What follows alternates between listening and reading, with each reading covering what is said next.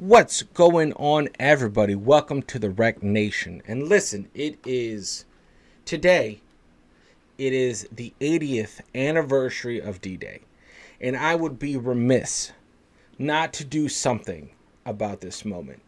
And so I was looking online for a bunch of different videos. And, I found one that is like commemorating the day of D-Day.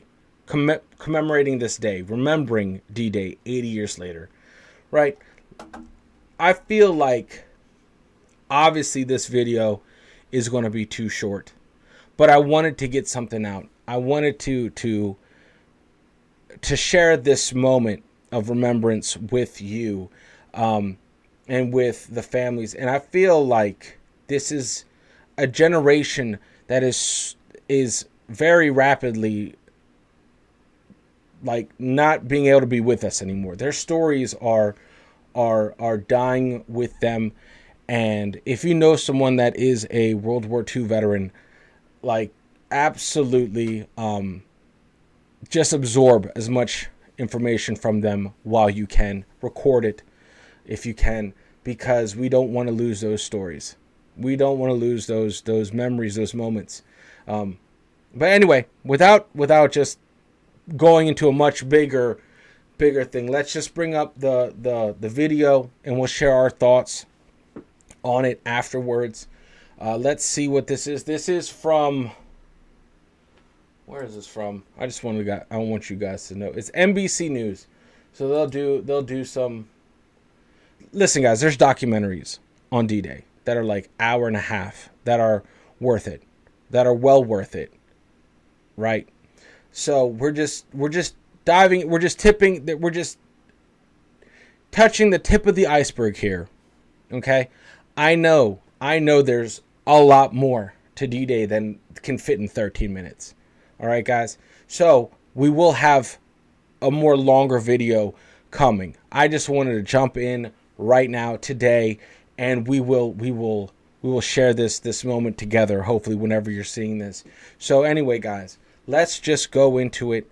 Ready? I made it as big as possible, because it's really not about me. It never is about me. It's about this moment. That's bigger than us. So here we go. Ready? 3, 2, 1. Let's go. This invasion needs a couple of things. You're looking at weather. You're looking at tides. When it comes down to it, you're going to have 3 days in June. The weather comes in from the west. So what you really need is a meteorologist in Ireland. My name is Fergus Sweeney, and I am the grandson of Maureen Sweeney. Maureen Sweeney was from County Kerry, a little village called Knockanure, and she was born on the 3rd of June 1923. Blacksod is in the northwest of County Mayo on the very west coast of Ireland. It was definitely isolated. In the 1930s, they required a post office assistant to work in the office as a clerk. And so Maureen would have answered an advertisement in the paper, and she got the job. Even though we were a neutral state, we were very aware that the Second World War was happening and happening on our doorstep. And upon the shoulders of a single U.S. general, 52-year-old Dwight Eisenhower, lay the heavy responsibility for the final outcome of America's great and crucial military venture. My name is Rob Citino. I'm the senior historian at the National World War II Museum. By 1944, it was time for the U.S. Army, the ground force, to get involved and put the Germans in a vice. The strategy was... I'm getting rid of these captions. They are absolutely trash. By 1944, it was time for the U.S. Army, the ground force, to get involved and put the Germans in a vice. The strategy was to invade Western Europe. Dwight D. Eisenhower was chosen as the supreme commander of this Allied invasion. Eisenhower, his generals, and his staff looked at the map and decided Normandy is the place. This invasion needs a couple of things. You're looking at weather. You're looking at tides. And when it comes down to it, you're going to have 3 days in June, the 5th, the 6th, or the 7th. The weather comes in from the west. So what you really need is a meteorologist in Ireland. Wow. Think about that. Isn't that crazy? Think about that. That's crazy. That like tides, weather plays a massive, like, crucial role in all of this. It comes down to the weather. Right? I mean, look at what was it? The invasion of Japan. That was it. The Mongols, when they tried to invade Japan. The tsunamis, or not tsunamis. The typhoons basically took them out. Weather's mad important, and it cannot be overstated how crucial this was. What makes Black Sod kind of key to this is we're about as far west in Europe as you can get. So that's of a huge benefit to the British at this stage in the war. At that time in Irish history, our meteorological service didn't have what we might know today as weather stations. So what had happened was post offices were given the job of doing ground observations. And this data would be sent on to London. They need every advantage that they can get. So now they're getting the weather every hour on the hour. Eisenhower has a chief meteorologist whom he consults every day, a British group captain by the name of James Stagg. June 3rd, 1944, that's going to be Maureen's 21st birthday. She would still be doing the late night shift in Black Sod weather station from about 12 midnight until about 4 or 5 a.m. that morning. So at about 3 a.m. on June 3rd, when she's going to do her reading, she's going to check her barometer in the office, and she's going to see a rapid drop in pressure. It was going to mean bad weather over the British Isles and over the English Channel for the next couple of days. She's going to relay that information to the Met Service in Dublin. Then the Met Services in London, they're going to pass that information on to Allied Command. This little weather station on the west coast of Ireland is going to be kind of a linchpin to their decision making. They want to make sure that when they get Maureen's readings, that these readings are accurate, and they're actually going to make 3 phone calls to the weather station in Black Sod. And my grandmother says that it was a squeaky-voiced English woman who rang first, and she would have asked Maureen to check her numbers, repeat her numbers. And then a gentleman came on about an hour after again. Must have thought we were half asleep. We were up all night. So they check their numbers and they repeat their numbers. Stagg is aware that there's a bad weather system in the Atlantic. With Maureen's 3 a.m. reading, he knows now that this weather... You know, guys, if you're still here, listen. This is the first time I've ever seen anything that is about D-Day on this side of things. Like, on a meteorological standpoint. Okay? I think right after this video, we'll get into something more about it, but this is so interesting to me how it definitely did come down to weather. You know, not just the insane amount of cooperation, coordination, like a logistical mountain to overcome to get these troops onto those beaches, and work all together seamlessly. Right? This is a huge reason. This is like step 1, weather. Never even for an instant thought about that. I've never given 2 thoughts about the weather, honestly, for that day. Didn't even cross my mind that, but once you think about it, that makes so much sense. Man. The system that's in Black Sod is going to be sitting right over the channel and on the coast of Normandy for June 5th. Stagg immediately goes to General Eisenhower and says, I'm worried about our plans for the 5th. Had the Allies decided to invade on June 5th, they would have had a catastrophe on their hands. 5, 6, 8-foot swells in the English Channel. Wow. You would have had soldiers and sailors drowned at sea in the hundreds, if not the thousands. And on that basis, Eisenhower and his aides decide to postpone the invasion. On the afternoon of the 4th, the weather deteriorates in England and over the Channel. But that also means that the storm has now moved off the west coast of Ireland. So Maureen is going to be back in her weather station. And what she's now going to see is our barometric pressure rising. There's going to be just enough clear. It'll be a window to give us a chance to launch that invasion on the 6th. That's what Stagg tells Eisenhower. Okay, Eisenhower said, let's go. Wow. Maureen is going to find out in 1956 that it was her weather forecasts wore that final piece of the jigsaw puzzle for D-Day. Eisenhower was making up his mind whether to enter the war or not. When he saw the report from Black Sod Point, he went ahead then. After the war, incidentally, someone asked Eisenhower, how do we win the D-Day campaign? He smiled and said, we had better meteorologists than they did. Wow.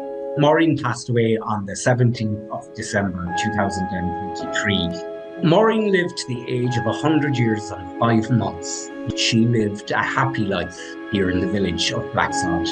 My grandparents always reminded us who made the sacrifices that day. Young men who were 18, 19, guys who hadn't experienced life, and they gave it all up so that we could be free.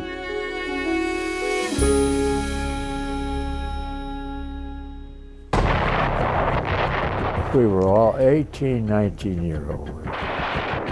I had 2 MG-42s that were shooting at me from opposite sides.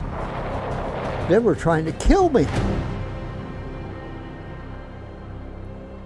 Man. My name is Jake Larson. I'm 101 years old. I grew up in Minnesota. My name is Bob Gibson. I've lived in Hampton all my life practically. I'm 101 years old. I was drafted in my senior year. I was 18 at that time. The D-Day operation was known as Operation Overlord. It's one of the greatest military operations in history. You had almost 7,000 ships involved, 9,000 aircraft in the sky, 1.5 million men who were geared up for battle that morning. That's insane.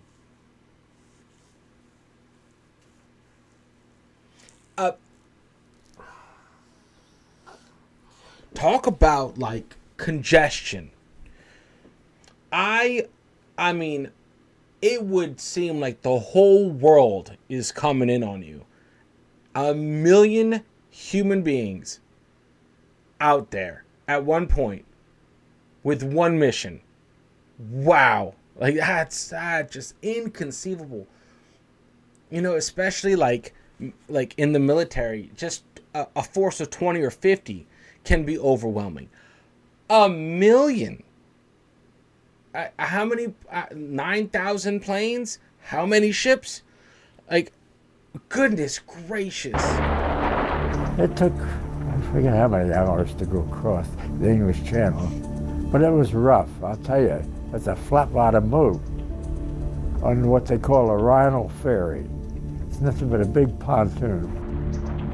The Allies are landing across over 100 miles of Norman coastline. You have Utah Beach and then Omaha Beach. There's Gold for the British, Juno for the Canadians, and Sword for the British. I'm not Utah, all young fellows, 18, 19 years old. I was on Omaha Beach. I was an operations sergeant. We got on this landing craft, infantry, and it was rough. I drove a tractor on it with a 90mm gun on the back. Our job was to get that gun on the beach and get it there as quick as you could. And then we were to guard an ammunition dump as soon as we could get it on the beach. Was I scared? Never scared. Of course we all knew there was a possibility of us not coming back. I never gave it a thought that I wouldn't make it. The Germans had troops and fortifications and guns at all 5 of those beaches. I was on the Easy Red approach. The pilot got a little bit scared, so he let us out a little bit soon. We were in water right up to our chin, and we should have been up to our waist. We got off of the Rhinal ferry onto the beach. We had to go in a half a mile, 3/4 mile. We went in. They were killed en masse. 75-man platoons, 2 and 3 survivors in the opening minutes. More people killed on Easy Red than any of the other landing strips. I didn't get a scratch. And some of them never even made the beach. And that's the part I don't like to talk about. Because you had to run over people to get on the beach. And that's tough, let me tell you.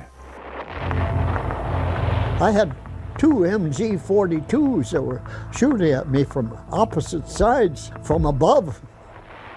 They were shooting from the cliffs. I'm down on the ocean. They were trying to kill me. The Germans had pillboxes. Our biggest problem was to get these fellas out of the pillboxes. I'm waiting for them to stop shooting. So I turned my head, and there was the body of the soldier laying there. And his helmet had no head in the helmet. This guy is telling me, get up and run right now. And I did. And it was like magic. The MG-42 machine guns both shut off at the same time. I was 5'10". I weighed 120 pounds. I'm glad the Germans aren't good at shooting at toothpicks. Man. God. I made it to the beach. The next thing I can remember, I was digging my foxhole. I was looking to set up that command post. That was my duty. And we got it set up. It was still hot for the 5 days, but it calmed down. The troops got ashore against German opposition and with losses, but managed to get ashore and establish themselves very firmly. Pretty soon you have over 1 million Allied forces ashore in the Normandy beachheads. The war would never have ended in May of 1945 if the Allies hadn't landed in Normandy successfully in June of 1944. That's crazy. 99% of the generational cohort that fought World War II is gone.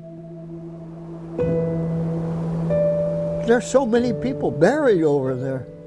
I have no one left. No one. Here's that generation. They did great things for themselves, for the country, and for the world. God, I miss you guys. And I'm sorry about leaving you there. But if it wasn't for you guys made it possible for me to come home.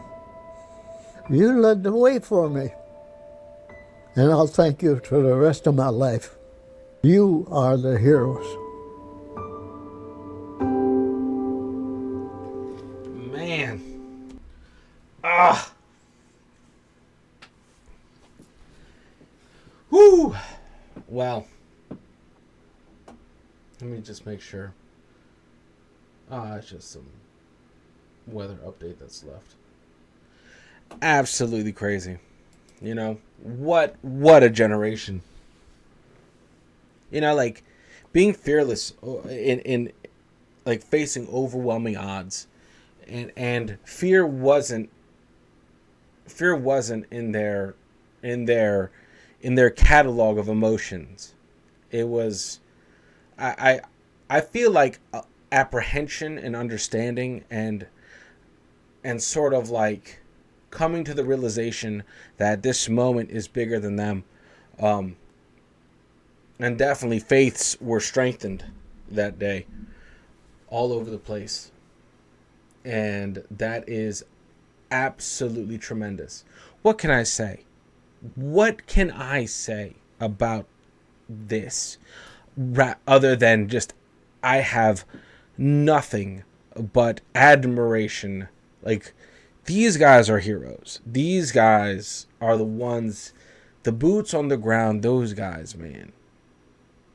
You just built differently, different caliber of human then. And there was so much instantaneous loss. It wasn't like, I'm not even going to compare. This is its own thing. This is its own moment. This is a moment within a very bloody, terrible war. A necessary war to quell evil, pretty much. And the world showed up and worked together. If anything, for a brief second, it worked together against evil, and that day absolutely solidified legends, and I personally believe there's a heaven, and it's 100% full of these heroes. 100% full of these heroes. And it's just it's heartbreaking to see like the people that ended up making it have carried such a heavy weight for such a very long time for making it, even though they understood what their job was, what their goal was. But that survivor's remorse hits you in waves in time. It makes it's an unbearable thing. And it's kind of like, you're in this place with your friends, with your colleagues, with your brothers, and your goal is to make it home, and you're part of this unit, and your job is to make sure they make it home too. And when they don't, that is a tough weight to carry. So, man, anyway, guys, listen, I love each and every one of you guys. Thank you so much for rocking with me. Thank you so much for rocking with the channel. Yeah, this is 80 years later. D-Day today. Absolutely crazy. What a monumentous moment. I can't keep overstating that. It was a logistical feat that has never been accomplished anywhere close. Nowhere I feel like nowhere in the history of humanity has anything like this come close with the war machines we had then, and all the air superiority, all the aircraft, the boats, the aquatic craft, the amphibious assault crafts, and getting absolutely insane. And everyone played their part, Anyway, we remember the fallen today, 100%. Because without this moment, without this push, without their sacrifice, who knows? We've been covering the Pacific Theater in World War II over on Battle 360, and that theater was it's all what ifs. If it happens, if we win, if this falls in our way, then the outcome of it's so many what ifs. And thank God that D-Day is viewed as a success with an insane amount of loss. Just like, I don't know what I'm saying. Before I go crazy deep into things, you don't want to just hear me ramble. It's not about me. It's not about this channel. It's about remembering those that have their stories to tell and that can still tell it. And look, guys, those guys are 100 and something years old. 101 years old. We're losing this generation. I'm pretty sure we lost. I don't know how many World War II veterans we have left. Let me Google that. Let me Google that real quick. I feel like we need to know, because there has to be a statistic somewhere. I have to know. I have to know that, because I bet it's shocking. I bet it's shocking how many World War II veterans are alive today. All